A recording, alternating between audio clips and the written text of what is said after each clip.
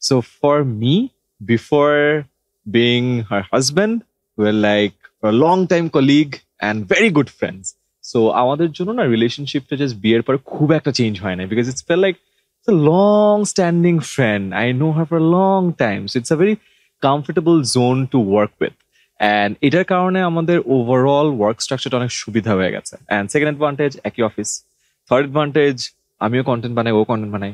Fourth advantage, even কন্টেন্টের জনরাটাও same. আমিও টিচার, ও টিচার। সো ওভারঅল কমফর্ট জোনটা আমার কাছে মনে হয় সুপ্রিম লেভেলে। So that really works out for me at least. I feel আমরা দুজনকে অনেক চেক এন্ড ব্যালেন্স দিতে পারি। So whenever it comes to work, Ayman advises me very well.